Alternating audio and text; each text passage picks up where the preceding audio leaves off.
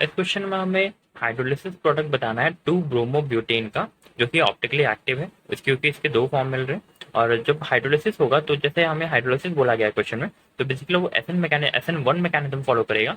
और जैसे हम जानते हैं SN1 मैकेनिज्म में हमारे पास जो रिएक्शन इंटरमीडिएट बनती है वो कार्बोकैटायन होता है और वो प्लेनर स्ट्रक्चर होता है। तो जो न्यूक्लियोफाइल होगा वो अपसाइड अटैक भी कर सकता है और डाउन साइड अटैक भी कर सकता है।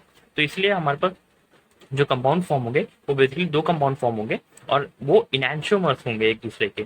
अब क्योंकि यहाँ पे जो रेसिमाइज क्योंकि SN1 में हम जानते हैं रेसिमाइजेशन होता है, तो इसमें जो डी फॉर्म भी होंगे एल फॉर्म भी होंगे और ये दोनों बेसिकली इनैंशियोमर्स है। तो हमारे पास जो पहला ऑप्शन है वो हमें बोला गया है डी ब्यूटेन टू ओल का फॉर्मेशन होगा। सेकेंड ऑप्शन में L butane two ol and similarly third option में D L butane two ol and fourth है इधर ऑफ दी।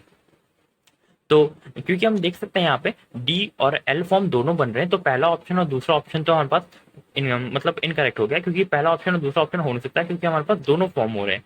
तो और जो डाउट होगा वो थर्ड एंड फोर्थ ऑप्शन में होगा। तो अगर हम देखें थर्ड ऑप्शन, क्योंकि हम जानते हैं यहाँ पे SN1 रिएक्शन में रेसिमाइजेशन होता है और रेसिमाइजेशन को हमें रिप्रेजेंट करने के लिए फॉर्मूले में हम यूज करते हैं ब्रैकेट में डी और एल। इसका मतलब होता है तो जो मिक्सचर है उसके अंदर डी और एल फॉर्म दोनों प्रेजेंट है, मतलब जो मिक्सचर में हमें जो कंपाउंड मिलेंगे, जो प्रोडक्ट्स मिलेंगे, वो बेसिकली एक रेसिमाइज्ड मिक्सचर होगा। हमारे पास जो करेक्ट ऑप्शन हो जाएगा वो ऑप्शन थर्ड हो जाएगा।